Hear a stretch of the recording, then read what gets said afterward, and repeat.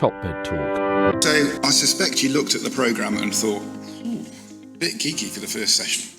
Hopefully you won't find it that way, because I think it's a very important session, both in some ways context setting for the rest of the meeting, but also fundamentally important to a lot of things we do and in some ways the way we view ourselves as a profession. Now, I could have titled this Causal Inference, but I suspect I wouldn't even have had anybody in the room. And what I want to do to start is explain why I think this is really important, why it's an important session, and why these notions are fundamentally important. And part of this is based, so I've spent a bit of the last 3 or 4 years knocking around with economists and health economists, and they have a particular way of looking at this. And this is a definition of health economics. And the important stuff is in the second line. It's about the choices between a scarce means to achieve ends. So basically, if you have resources, how do you want to use them? And a really fundamental concept that the economists talk about, which is relevant to all of this, is the notion of opportunity cost. Simple opportunity cost: if you spend all your money on reducing taxes, you might struggle to spend any on healthcare, for example. I don't know why that sprang to mind. Within healthcare, if you spend all your money on vaccination, you're going to struggle with renal replacement therapy, and if you spend it all on renal replacement therapy, vice versa. And perhaps in the Dingle context, if you spend too much time late in the bar, you're going to struggle to get up first thing in the morning. The reason this is important is because it's about the science of choices, and if we get the science of choices wrong, we can be very damaging. So misattribution of causation, thinking that A causes B when it doesn't, can be ineffective. So we have a treatment, we have a drug, for example, or a surgery that doesn't actually provide any benefit. It can be frankly harmful, and we can probably all think of examples in medicine where misattribution of causation has been harmful, and it can be wasteful. So we expend resources doing something that's either ineffective or harmful or not effective enough. And in the context of limited resources, that's a really big deal. So it is really important that we all understand whether a causal relationship is real or not, or we're being misled by the data in some way. So one of the oldest cliches in the book, association is not causation. You all know that. You've been taught it, I suspect, since school, certainly since medical school. And I just want to revisit why that is, because it's fundamental to how we get at establishing causation in studies or experiments. The assumption is X, so giving a drug, results in Y, a beneficial outcome. You give a beta blocker, you slow the heart rate, you reduce the chances of myocardial infarction, for example. But if you simply look at correlation, you can be very, very misled. And this is one of the classic examples from spuriouscorrelation.com. So the close correlation between per capita cheese consumption and the likelihood of dying from entanglement in your bedsheets, where there's clearly no relationship at all, but the data looks great. And there are legions of these examples. So I think we're all comfortable with the fact that simple association does not equal causation. And that's in significant part because there are confounding variables. So an external factor to that straightforward relationship of X causing Y that is related to both of them, and therefore misleads us into believing that there's a causal relationship between the two, which can in turn mislead us into expending resource on something which is ineffective, harmful, or wasteful. Another great example, in Australia, there is a clear statistical relationship between ice cream sales and deaths in swimming pools.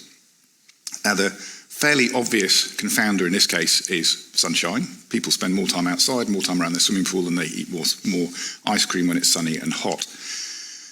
That's reasonably obvious. The problem with confounders is they come in two types. There's the ones that we can see and therefore control for, and there's the ones that we simply don't know about. For example, if you have a randomized control trial and you don't record ethnicity, you can't possibly know whether ethnicity is a factor in a particular relationship, or indeed a potential confounder in a relationship. And all sorts of different factors, including things we're highly unlikely to record. For example, your genotype may be confounders to different relationships.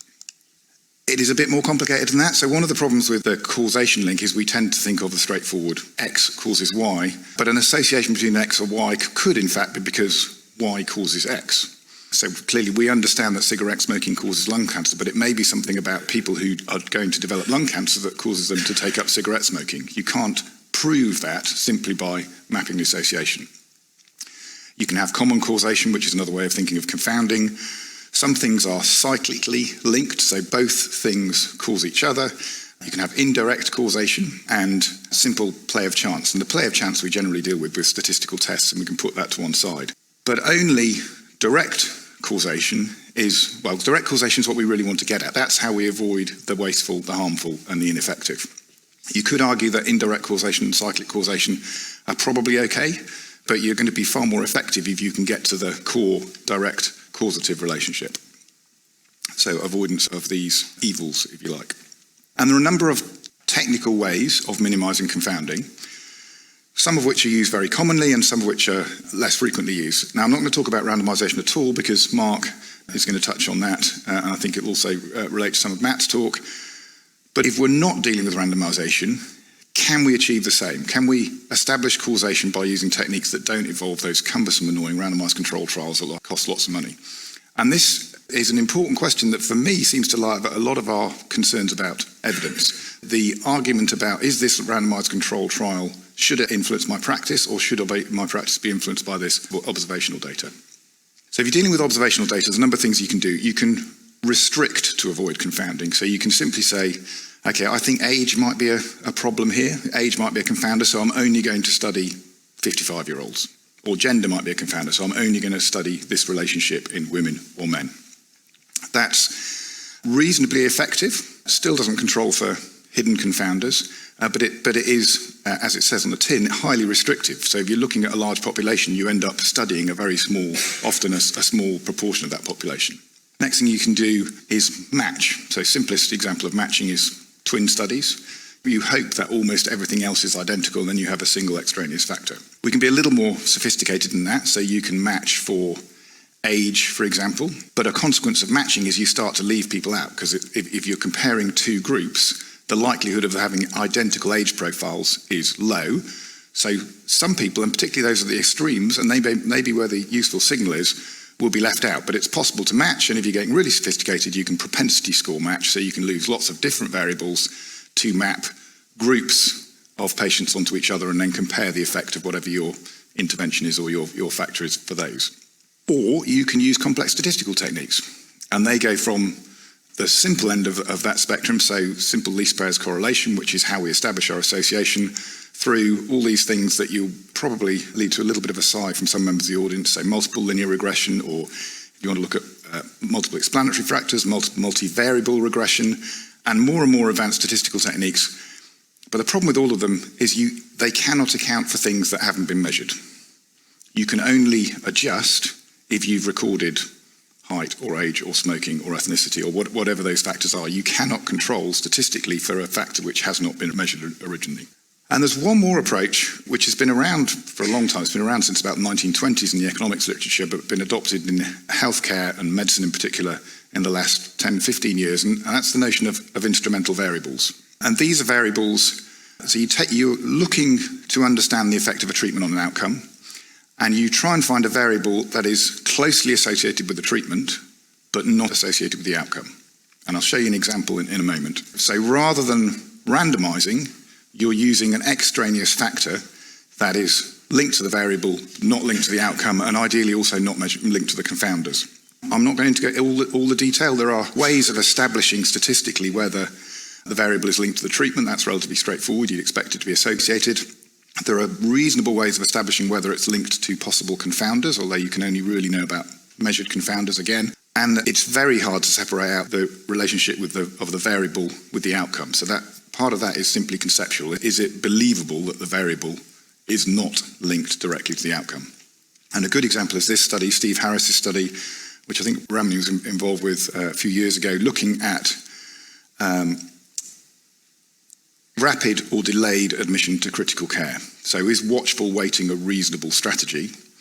And if you simply look at patients where you wait a little bit longer until they go to intensive care, there are clear biases that can be introduced there. So Steve used the instrumental variable of availability of beds as something that would be linked to your likelihood of being admitted, but was not directly linked to the likelihood of the outcome, which in this case was mortality. And through doing that, demonstrated that actually more rapid admission was likely to be beneficial. So, take-homes before the next two talks. Causal inference is really important. If we don't get this right, we can be harmful, ineffective or wasteful, and that's clearly bad in terms of our use of healthcare resources. Association is obviously not a causation. Unmeasured confounders cannot be controlled for. And instrumental variables may be very helpful. The power of big numbers, so the larger your study or trial can be very helpful because it tends to balance out the effect of confounders. But theoretically, at least, randomization is the gold standard. And I set that up as a question for the discussion because I think we're not necessarily all convinced by that, but from a conceptual point of view, randomization is the gold standard. And actually, if you think of instrumental variables, randomization is a type of instrumental variable. It's something that is linked to the intervention because you are randomizing and deciding whether you get the intervention or not, but it clearly can't be linked to anything else because it's entirely governed by the play of chance. So I'm going to leave it there. Mark, you're up next. We're going to move straight on to our next speaker, Dr. Mark Edwards, another friend and colleague from Southampton, consultant in perioperative medicine and anaesthesia there, and an honorary senior lecturer at the University of Southampton. And he's going to talk to us about efficient trial design. And I should say Mark is, I think, an expert of doing randomised trials in extremely difficult environments. So I think we're going to hear a bit about that. Thank you. Thank you for the kind introduction. My name's Mark. I've been brought in, I think, essentially to bang the drum for randomisation within clinical trials. And I do believe that, as Mike said, randomisation remains the gold standard for getting definitive evidence. It is quite magical when you stop and think about the effect of randomising very large numbers of people, and that is the important thing. Randomisation at a small scale can lead to imbalances between two groups, whereas actually by the time you're getting into the hundreds and the thousands of patients being randomised, the chances of there being a significant difference between a particular characteristic of one group or another just sort of melts away. And all those background differences, and people get concerned about, well, hang on, did you control for what drugs were being used for the anaesthetic, all those sorts of things, they end up balancing out beautifully, such that by the time you've randomised thousands of patients in a trial, assuming your randomisation has worked correctly, the only thing that will be different between those two groups is whether they receive the intervention group care or the control group care. And that for me is very beautiful, and I think a nice concept. The thing that is also quite reassuring about having randomised large numbers of patients is that it covers the unknown confounders. So let's imagine in 10 years' time, serum factor X is discovered, and it turns out to be the most important thing for predicting post-operative morbidity or being biologically linked to post-operative morbidity. I feel very happy in the trials I'm running today because we know that we will have randomised large numbers of patients. The levels of serum factor X almost certainly will be very, very closely matched in those two groups that we've randomised into that trial. So for me, it remains the gold standard, but it is not without problems. And I think people have become concerned about whether randomised trials are the gold standard for developing new evidence because we've got problems. So definitive randomised evidence is hugely costly and up until now, it has really been very time-consuming to obtain. Left graph, so, okay, we've got a 3.5 billion total UK research spend per year. Of that, within nationally funded, so NIHR randomised trials through the Health Technology Assessment stream, the HTA, accounts for about £100 million each year. So £100 million going to randomised trials each year in the UK. So it's expensive. And the second problem is the time that's taken. So things don't always go to plan with trials, particularly in the current era, as I'm sure you can imagine. The right-hand graph is actually commercially funded trials, but the same holds for non-commercial trials. Probably only about 50% of all trials that start up manage to recruit the number of participants they wanted to time and to that target. So there's a really high rate of trials either failing to recruit to the total number or needing an extension and more money and more time to go on to get the target that they need to get that definitive evidence. Even when things go according to plan, and I give an example of a very well-run, large clinical trial in 3,000 participants run by the Australasian group, the RELIEF trial, you're probably very familiar with it. This timeline looks completely normal to me as somebody who does clinical trials, but when you take a step back, you do start to take note and think, hang on a minute, it's taken the best part of a decade, so 7 years, to answer one single question. And let's say there's some problem with the trial, which is not with RELIEF. I think it gives pretty definitive evidence around that particular question. But let's say there is some uncertainty remaining at the end of that question. You've just spent £1 million or £2 million and 7 years, and potentially not having definitive evidence. So there is risk to it, but nevertheless, when it's done well, it remains the gold standard. And I think the randomised trial is not broken. I think we just need to look at slightly different ways of doing it, which is what I've tried to do in mine, and I'll describe some possibilities for that. Let's just dive into the numbers a little bit. This may be shocking to some, but this, again, when you put in these grant applications, these sorts of numbers, you start to get a bit more comfortable with them. So NIHR HTA, first example is from oncology. This is an intervention in advanced lung cancer. It was grant awarded in the last couple of years for £1.96 million, and they will be studying just 244 patients as part of that trial, which to me says, okay, they've got a costly intervention, or they've got a very complex follow-up regime, which leads to sort of pretty high costs per participant when you break it down. The latest trial I had funded was the Camelot trial in emergency laparotomy, which I would like to think is more modest, but I have to say it's got a relatively conventional design. So I guess this is what a, if you like, non-efficient, specific randomised trial in perioperative care would look like. We get more patients per buck, if you like, but that is partly around the fact that we're dealing with perhaps simpler interventions that are less costly to implement. But this was seen as a well-costed trial. You know, we've costed the time needed for data collection and so on pretty well. If one really puts one's mind to it, and we look at 2 perioperative trials that were written in response to specific calls from the NHR to design economic and efficient trials, we can do a lot better. So Floella is the main trial that I'm still running currently, which we put in for just over £1 million, and it's needed a slight extension due to COVID, but the overall cost envelope is still very, very reasonable per patient. And actually you see this reflected when you have the meetings with the funders. They say, well, look, okay, you've had difficulties, perhaps you need a bit more time, but the fact that we're being very efficient with how we're running things means that we're nimble, we're much more likely to be supportable, if there are twists and turns in the research journey. And that's the sort of per patient cost that we potentially can be looking at. Okay, so where does all this money go in a randomised trial? Breaking it down quite simply, looking at recent ones I've been involved in, I would say somewhere around a quarter of total cost goes into the actual per patient costs of putting that participant through a trial, whether it's the intervention or the data collection and so on. Clearly, you can't do a trial just through pulling in favours and in your spare time. You need to cost for people's time. You need to bring in appropriate experts who can have meaningful input and have their time backfilled by funding. So there's a certain cost to bring in co-applicants and a clinical academic leadership team. And the remaining proportion, which probably seems high, is sort of somewhere between 1/2 and 2/3 of the overall budget will go to a clinical trials unit. And if you're not familiar with these, that seems like a lot of money, and it is. But essentially, a CTU is the professional machinery that runs all clinical trials these days. And it's really not accepted to go to a big funder to say, we're just going to kind of do this with our mates and on our laptops on the back of envelopes. You just cannot do it. You've got to run these things professionally.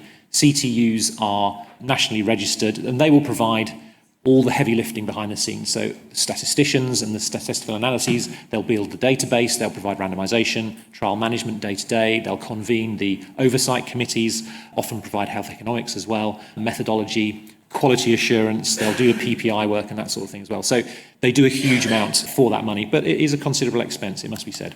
Okay, so thinking about in-trial costs, I think it's always useful to compare. I love an analogy, and I'm sure many of us came here by air, Yabu, and there's some quite nice comparisons if you consider the fuel to be the money that goes into a trial, and if you consider yourself taking a journey as that journey through the clinical trial. The distance you have to go really represents the sample size you're trying to achieve, and the speed it takes, well, that's just how long your journey takes. As I'm sure it won't be surprising to hear, trial setup costs and effort are very significant. They're a significant proportion of that overall cost and time envelope. Is a huge amount that goes on in trial setup with writing protocols, data collection tools, going through governance, getting sites up and running and educated in the trial. So there's a big burn at the beginning of a trial just to get that plane off the ground and at cruising altitude. And then you come to your recruitment costs, which is the sort of the cruising. We're happy now, we've started recruiting patients, people have relaxed a little bit, but you have ongoing costs. You've got to keep that plane in the air. And that really is related to, how far have you got to go? That's your sample size. And you multiply that by your individual patient cost per participant to give you the overall time and cost during recruitment. And individual patient costs vary tremendously. Obviously, part of that, as I said, can be around the treatments the patient's getting. Part of it, or a large part of it, will be around staffing research team members at a local level, research nurses, research associates and assistants, who are out there doing patient screening, the consent, the data collection, data costs money. Every data point, every extra data point you're interested in is going to cost you more money and cost all of us more money in those grants. Okay, so how can we make this slightly lumbering bit of machinery a little bit more efficient and a bit economical, so that we're not toying with the idea of, should we, look to total alternatives to randomisation? Well, the first thing, I've got 5 or 6 solutions which I think are worth bearing in mind here. So the first is a platform trial. So let's say you've got your posh modern fighter jet, you've burnt all that fuel getting it up in the air. Instead of it just doing one journey and then landing and having to go up again, why don't we refuel mid-air and take it on another journey as well?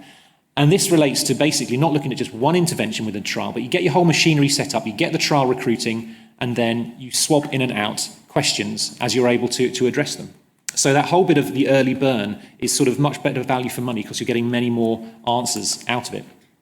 And they've been around for a while, but probably the most famous in recent times has come to light through pandemic, and the recovery trial is well renowned as one of the most powerful platform trials that has helped advance COVID care in the last couple of years. And the numbers are amazing. So in 2 years since opening, they managed to recruit 47,000 participants. They've got definitive evidence on 10 different interventions in COVID. And in terms of efficiency, albeit in terms of an international crisis with a lot of willingness to get this running and get through governance quickly, but it only took 100 days from the setup of the trial to the initial reports of the benefit of dexamethasone. So this was a randomised trial, and it can be done efficiently with the right setup. Sorry, there are 6 solutions, not 5. Other design elements which can assist efficiency include some of these things. So factorial design. And this doesn't have to necessarily be in a platform design framework, but it can be, and recovery was a partial factorial design. Essentially, don't just have one intervention versus its control, but also offer those participants a second intervention versus its control as well. And we've seen this, for example, in the POISE-3 trial recently. So it was tranexamic acid versus placebo. And also it was a blood pressure, it was a hypertension avoidance strategy versus a hypotension avoidance strategy. So each participant will end up in one of those 4 squares in the 2x2 block. And then if your 2 different treatments do not interact very much, you can end up with quite clear evidence on 2 separate treatments without inflating your sample size too much. The difficulty comes is if there's some interaction between them and you want to explore that, obviously you're going to have to then re-expand your sample size back to what it might have been for a more conventional trial. Okay, so adaptive trial designs, again, they can be standalone or can happen within a platform format. Let's not just try one intervention, but let's have a standard of care group and then try intervention 1 and intervention 2. But also, at the outset, let us schedule and very carefully describe some interim analyses, thinking about the power that you need within that to get a good answer. And if one of these arms just looks like a total no-hoper halfway through the trial, you just drop it. You stop recruiting to it. You say that treatment is never going to be found to be beneficial. So we drop it and we put the ongoing recruitments into the remaining 2 arms. And that, again, is a way that the sample size can be shrunk down, and therefore the overall journey that we're taking can be shorter and cheaper. Within a platform trial context, you can then take it to the next step and start swapping in new interventions while the trial is ongoing. And again, that's how the recovery trial has worked. Things have been dropped for futility, new treatments have been dropped in, and then there's overlap in the fact that it's factorial as well. The last thing is around the way we do our statistical analyses, and I'm not going to go into the differences between frequentist and Bayesian approaches to this thing. Suffice to say, it's a completely different philosophical approach to the way one analyses and talks about trial results. Bayesian analysis can, but not automatically, it can result in a smaller sample size being required, but I would say that's not the main reason that one would plump for it. It's more about whether one believes that's a better way of analysing. Back to some slightly more straightforward, good trial design common sense here, and choice of outcome measure is really important.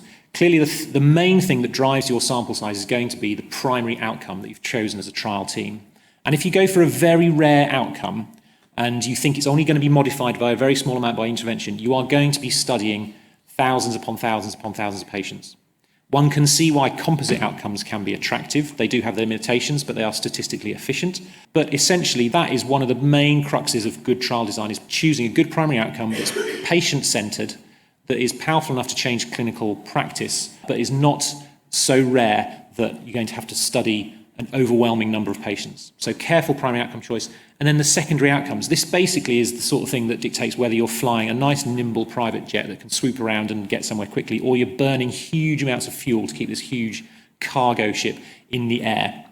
We all get interested when we're writing a trial. We think, we've recruited the patients. Wouldn't it be interesting to know what their end of surgery lactate was? Or should we collect some stroke volume numbers during the case? It's like, that'd be really interesting. Yeah, some reviewer's going to ask for that. Yeah, we better do that. And it's an easy trap to fall into. You've really got to take a step back and say, is this bit of data that I'm collecting now going to be changing practice? Okay, because it's not going to be making it into the abstract. And if we're hoping that all our colleagues read beyond the abstract, we're maybe a little bit kidding ourselves. But if it's not the primary outcome, it's probably not going to be in the abstract, and it may well end up just getting buried in the whole noise of busy clinical life, and it might not actually cut through. So think really carefully, do you need to get all those data points? Because they're going to cost you money and time. And this is part of what we did with Floella, was to have 3 or 4 very simple secondary outcomes that were collectible in a way which I'll show in a moment. Okay, so data sharing. This is where there's potentially a huge amount of power. I've mentioned that it's cumbersome, difficult, costly to collect data. Why on earth have we got research nurses going out and collecting a data point that might be being collected for routine care anyway? And there's huge opportunities. The Americans have done very well with basing clinical trials on some of their very sort of robust, very detailed electronic health records. We're trying to do that more in the UK as well. And for us, when we were putting together Floella, the fact that the HSRC was already running a national audit in our patient group was an absolute gift. And so we were able to write a specification where we said, look, we're actually going to piggyback a bit of randomization on top of this national audit. We're not going to need our own trial database. We're going to put it all within the national audit. We're going to add a few questions, a few more data points, and keep it very simple and very stripped down, which is what's led to sort of such low per patient and costs. And using that efficiency is really important. More recently, again, the HSRC is supporting clinical trials through PQIP, the Perioperative Quality Improvement Programme, and these later trials that have just started recruiting or are about to, Vital, TIVA versus IV, and Symphonia, Sugammadex versus neostigmine, are both got data sharing models whereby they're using data from the PQIP programme in order to give some of the background trial information that we would have had to otherwise collect independently. As you can guess from the photo, there are significant considerations to take into account with data sharing. It's not totally straightforward, and I'd be happy to talk more in the discussion afterwards. But it is, a really important model to think about not duplicating effort and getting an efficient system going. Enhanced recruitment is really important. If your patient's coming into your trial like an absolute trickle, of course you're going to struggle to keep your target, and it's going to take you longer to get the site. So actually just getting good coordination to get lots of sites running, thinking about the consent models as well. So are there alternative models for consent that can be used? Is it proportionate? Are we overburdening patients with too long a consent process, which means they're not necessarily wanting to take part? Can we use things like cohorts, where it's an observational thing, they get consented for future research as they enter the cohort, and then you can embed a trial within that. Another way of doing randomisation is not to randomise individuals, but to randomise clusters. So an entire hospital department might get randomised in to a certain intervention for a period of time, and that's suitable for certain interventions where randomising at an individual level is difficult, but it doesn't necessarily shrink down the sample size a huge amount. In fact, it tends to inflate it because you lose power by clustering. But anyway, it's another way of potentially making it quicker to get through a trial sample size. And lastly, it's quite a global point, but I think it's a very important one. As a clinical and academic community, I think high-level coordination is really, really important. We really need to make sure we're not duplicating effort. We really need to make sure we've agreed what the real priorities are, and we've done this within perioperative medicine. And I think, I'm sure in the years to come there will be a call to do a further exercise to say, right, where are we? Do we need to reprioritise and look at what we think now are the priorities to do? Coordinating trial efforts through networks like the EBPOM CTN and through the NIHR, and actually looking at the data as we accrue it and stopping looking at questions when the evidence tells us we've got enough data now. So trial sequential analysis is probably quite an important thing as well to think about. So to round off, I sincerely believe that if we can randomise, we should. I think randomised controlled trials, I know they're not very exciting, but I do think they're the gold standard. I think you should stick with them. But there's a lot of quite exciting methodology that means they can be much less cumbersome, much more cost-effective and efficient through novel designs, through being sensible about the amount of data we're trying to collect, and through making sure we're really collaborating and working together at a high level. I'll thank you, and we'll take questions later. Thanks very much. Thank you so much, Mark, for an amazingly comprehensive overview of that topic. So we're going to move straight on to our final speaker, and then we're going to have some discussion time at the end. So my real pleasure to introduce Dr. Matt Wilson, who's a friend and colleague from UCL Hospitals and University College London. He's a clinician, scientist, an anaesthetist in training, and a PhD candidate. He's going to talk about clinically integrated digital trials. Matt's a real star of the future, and I think by the end of the talk you'll understand why. Thank you. Good morning, everyone. And like Ramani said, my name's Matt. I'm an anaesthetist in London and a final year PhD student at UCL. And I'm really grateful for the opportunity to talk to you this morning about some of the work we've been doing in my PhD, looking at how we can integrate digital trials into the care that we give our patients. And hopefully this will dovetail nicely with the two previous talks and give you a bit of a flavour about the practical examples of how we can apply some of the ideas that have been discussed so far. So I won't repeat many of the kind of excellent points made already, but I do agree that we need to make trials more accessible. And we need to make them accessible to treatment questions that aren't currently feasible to study. And what we've been looking at is many of the routine treatments that we give to patients every day that currently lack evidence. And it's hard to exactly quantify what proportion of treatments these are. And when you ask different people, as we've done through our early work, you get very different answers. Ask the patients and the public about what proportion of the treatments we give in critical care that are evidence-based, there's a resounding, why isn't it 100%? But if you ask critical care nurses, you get a range of responses, about 70 to 90% of the treatments we give being based in evidence. When you ask doctors, that drops to about 5 to 25%. So there's a bit of a disparity there. But at a healthcare systems level, as Mike kind of mentioned as well, this high-level work that from Braithwaite that describes about 60% of the treatments we give being evidence-based, 30% being ineffective or waste, and about 10% even causing harm to patients without us really knowing it. And we might well extrapolate this to critical care. So I'd like you to consider for a second a chain of hypotheses which has motivated our work. First, that the benefits of perioperative medicine and critical care are likely to be derived from the accumulation of multiple small treatment effects, which are quite hard to measure. Second, that we lack good quality evidence underpinning the use of many of these treatments. And third, where this evidence is lacking, we vary as clinicians in how we deliver these treatments to patients. Fourth, that we currently lack an efficient mechanism for capturing and learning from this variation in everyday clinical decision-making. And finally, that we might be able to harness improvements in digital infrastructure, notably electronic health record systems, to make learning from this variation part of delivering routine care. And I'd like to just consider a practical example here, and one which we've used as a thread throughout my PhD work. I know it's not why we're here, but just for a second, please picture yourself in a critical care unit on a ward round, just very briefly. So you've admitted a patient who's had major elective abdominal surgery. They're doing well. They're extubated, they're off vasopressors, they're comfortable. They've got no real past medical history of note, and as normal, their blood tests are sent maybe 4 to 6 hours after surgery, and in those blood tests is a serum magnesium level. The result comes back, and the bedside critical care nurse asks you if you'd like to supplement that magnesium level. And can everyone just raise their hands for a moment? Hands up. Keep them up if you would give this patient supplemental magnesium if the serum blood result comes back at 0.5 millimoles per litre. Lots of supplementing. And now keep your hand up if you would still supplement them at 0.7. Everyone, okay, pretty much. 0.9. A few less. 1.0? Oh, hardly anyone left. Okay. So the range is small, but the variation exists even in this very small group of people. And admittedly, that's a super crude demonstration, and I'll show you a little bit more of a scientific way of approaching that problem in a second.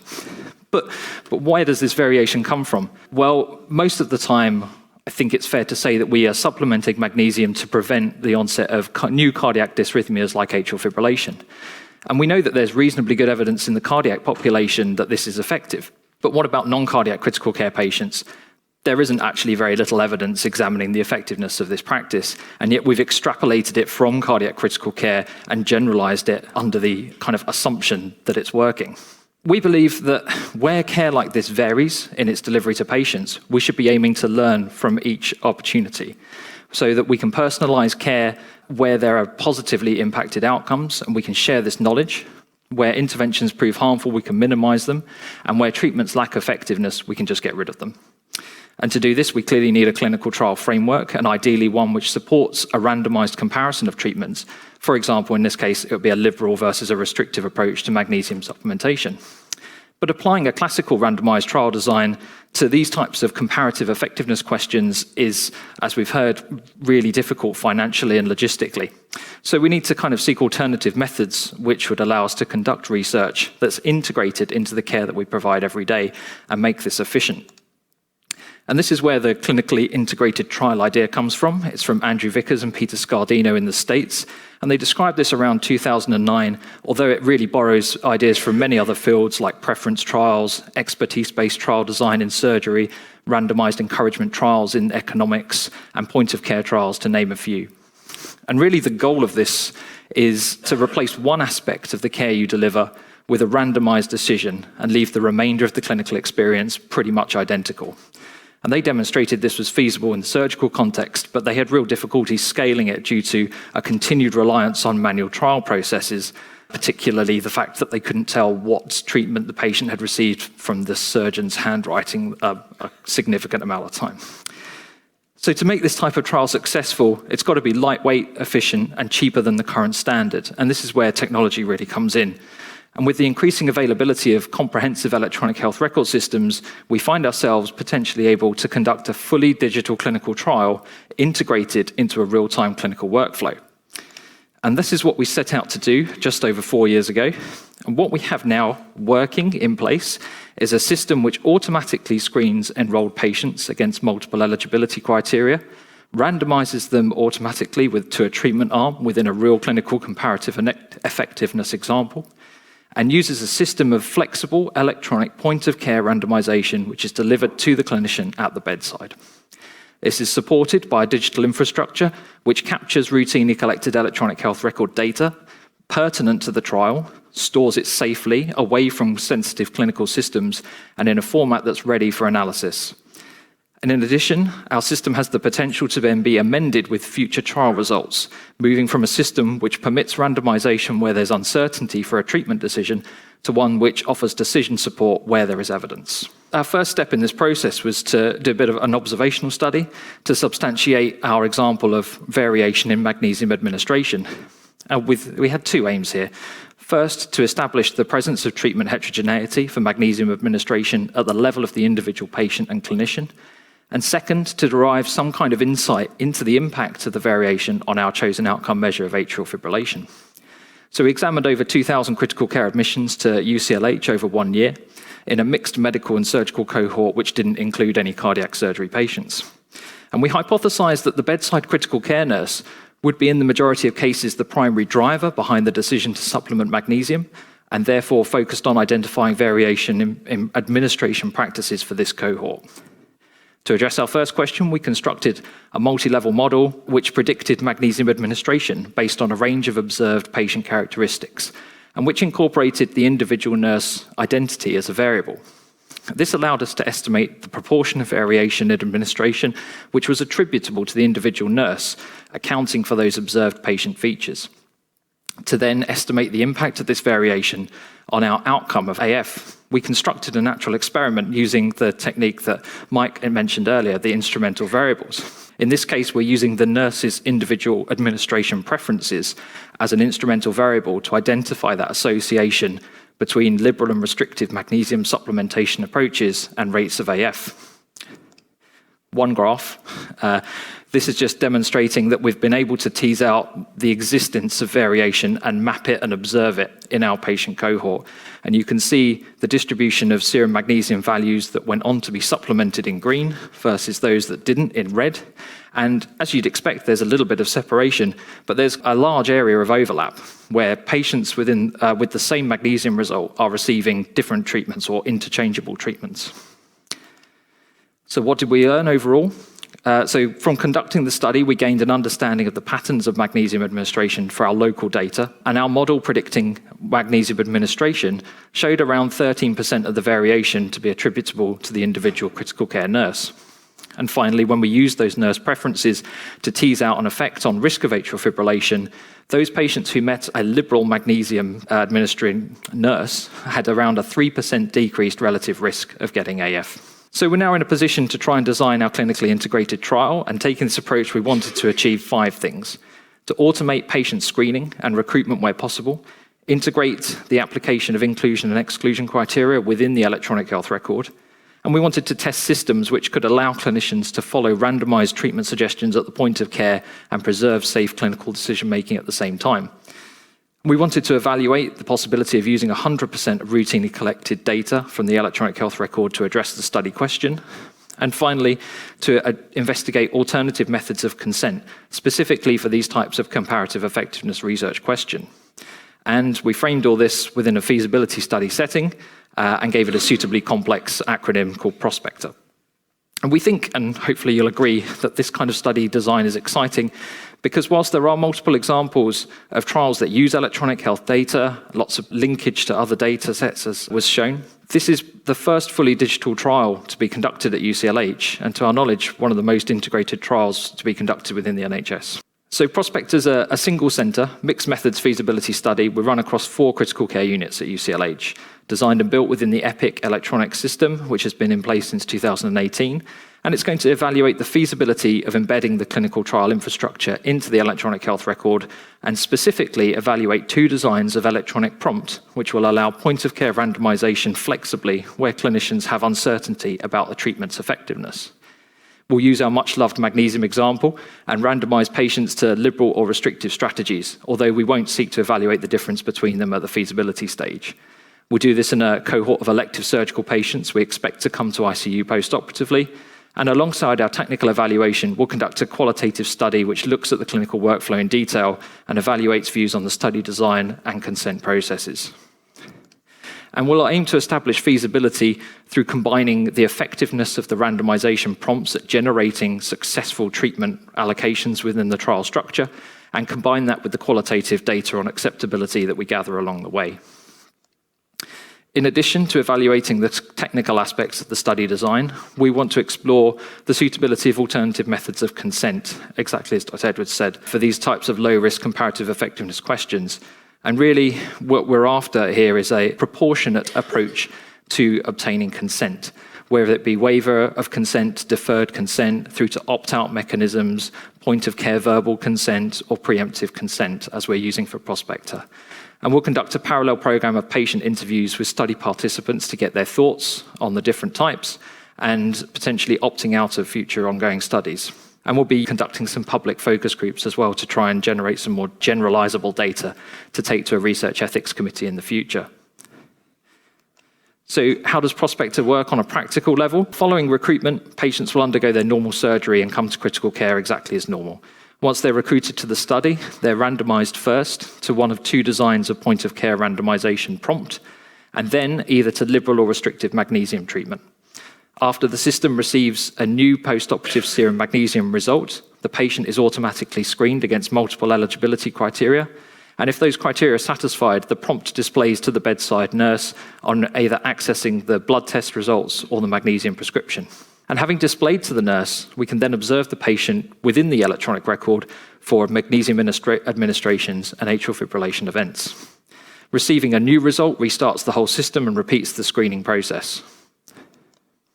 And we've got 2 designs of point-of-care randomization prompt, one which we're calling the nudge design. And here the idea was really just to create the most simple iteration of the tool possible. Under the theory, it should be the least disruptive to the clinical workflow for an alert which is still interruptive.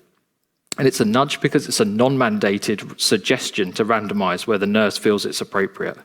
So it displays the key information, patients in a trial, the most recent magnesium result, and a randomized action to either administer or not. And we think the minimally invasive nature of this design is potentially advantageous in a system where there is continual concern around alert fatigue and the number of these pop-up alerts that happen.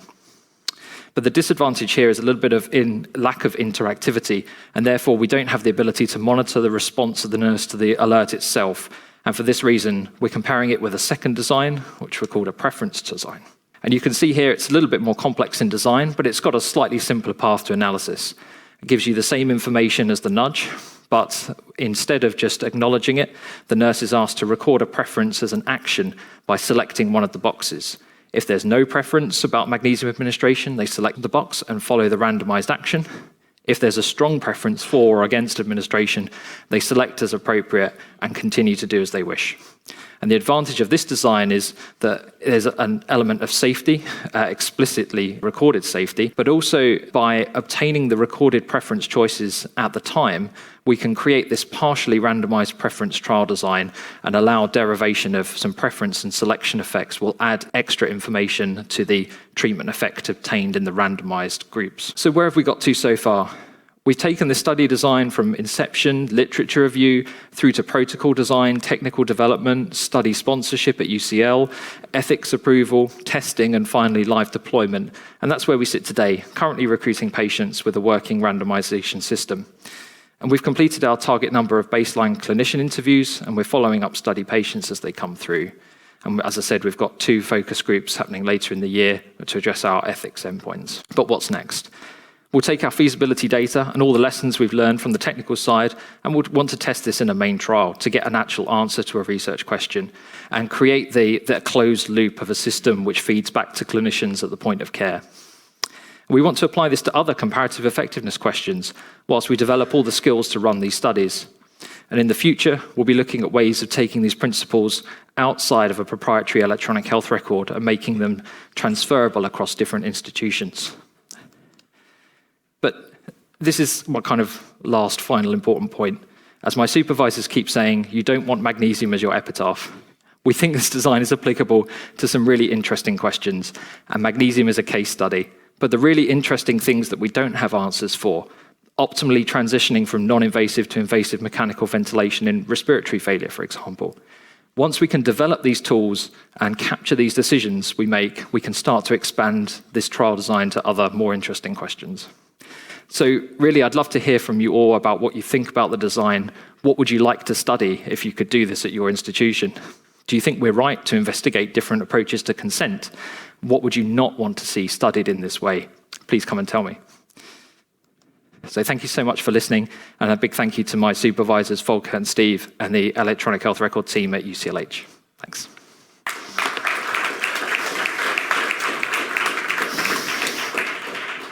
Thank you very much indeed. And we've got just a few minutes for questions. If you have a question, please raise your hand, and I hope someone will appear with a microphone. But I'm going to start.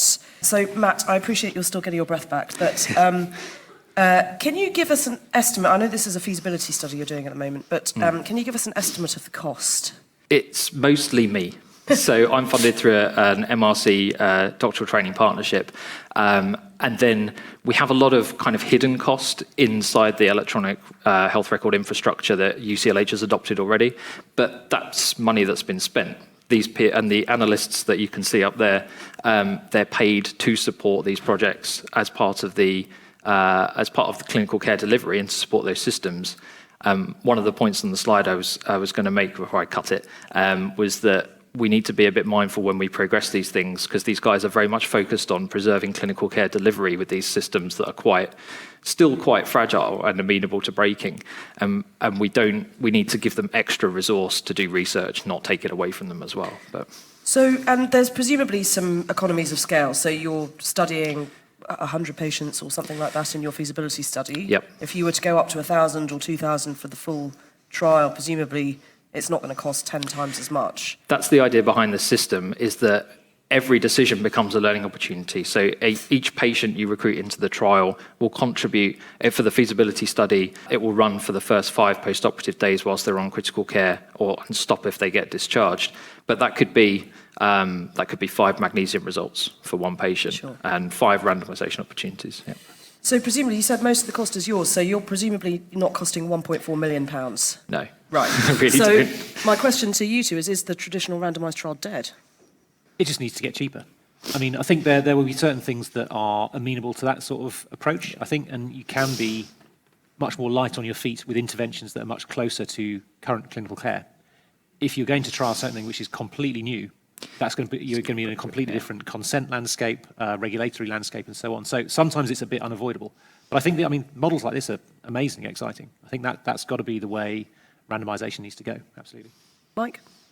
I think it's like the development of any other technology. It's got to become more efficient, more economical. I mean, what you've described, Matt, is if we've got an electronic health record, why would we collect additional data? Worst of all, why would we collect duplicate data? But ideally, we're dealing with information that is available within the electronic health record. Otherwise, we should be probably changing our electronic health record. I think the other thing which is important to challenge is the current dogma around how we consent patients into trials. And the only real feedback we've had during emergency laparotomy consent for trials is it's just a bit too much. You know, from patients group, they just say, look, you don't need to do, if Dr. X would be using this anyway and Dr. Y would never be using this anyway, and it's available, and you just don't know which works better, why are we burdening patients with so many layers of consent? So I think there's an important conversation to have with service users and sort of nationally almost to say, look, at what level do we need to seek consent for patients to go into treatments that are already part of routine care? And already vary within a clearly observable description. Yeah. Matt, you're the non-nudge version.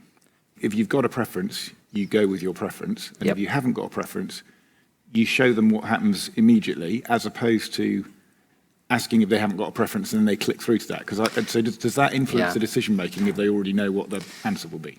Yeah, I wanted to have it hidden. It's technically been difficult to achieve, so we've run with it being displayed. And there's actually another study in the outpatient setting in the US that doing exactly the same thing, and they display the randomized treatment for migraine prophylaxis to the clinicians. So I need to dig into how they're unpicking that a little bit. But you're absolutely right. The idea was originally to have the option to randomize. You select it, and then it would display a new alert. Just tying those two things together was technically very difficult. And again, we need to make this EHR agnostic so that we can do these complicated things. And does allowing a degree of preference, does that presumably inflate your sample size as well? Because you need to make sure you've got enough of a comparator, don't you? You essentially have an experimental arm that you get through if you comply with the randomization. You have a parallel observational arm. So you do need the sample size to be accrued in that experimental arm. But you do have the option of getting a slightly more precise treatment effect estimate through unpicking people's preferences in that kind of separation. So, Mark, you mentioned the recovery trial. Yeah. I think it doesn't matter whether you're based in the UK or anywhere else. I think the success of the recovery trial in identifying treatments for COVID is internationally well known and unparalleled. But the experience of clinicians and academics in the UK at the time was all our resources were poured into that trial pretty much, and a handful of other COVID-related trials. Most trials in perioperative care stopped. Most trials in other aspects of critical care or acute care stopped. So surely that's the main reason why recovery succeeded, because all our resources were pooled into this single effort to try and find the solutions to COVID. So my question is, do we are in the UK, certainly, I'm sure everywhere else, living in a resource-constrained environment. It's about to get a lot more resource constrained looking at the economic picture in the UK. Should we be more lean? Should we be more focused on the key questions? And would we accept, therefore, that some of the questions that are important to us in perioperative and critical care might go out of the window? Critical care is only 4% of the NHS bed base and substantially less of, the total number of patients that we treat in the NHS. Why bother? I mean, I agree to an extent. I think that's really why I was highlighting the importance of high-level coordination. We've got to avoid duplication of effort, and someone with an interest in this part of the country and somebody else with an interest in it, for them to be doing parallel trials just makes no sense. So I think that high-level coordination is really important. Yes, there will, that will probably bring in some difficult decisions around. Okay, there's not enough money to do all this. I think recovery, yes. I think a lot of the COVID trials were going to succeed because there was that willingness and there was that absolute urgency to get them done. But it's true that they also did have very efficient methodologies. And so they were sort of set to go, and the national impetus just sort of really lit the touch paper. But I think we can learn a lot, and it's really raised the profile of these methodologies, which I think is great. Thank you very much to three excellent speakers and a great start to the meeting. And please show your appreciation. Thank you. Top Med Talk. Thanks for downloading Top Med Talk. Don't forget to subscribe via your podcatcher. Don't forget to check us out on social media. We're on Twitter, Facebook, LinkedIn, and YouTube. And also, don't forget, Top Med Talk is the broadcasting arm of EBPOM, Evidence Based Perioperative Medicine. We'd love you to find out more about that. If you check out ebpom.org, you can find low prices on some of the conferences we're organising around the world. Many of them are virtual and don't even involve you leaving your own home. Check out ebpom.org now.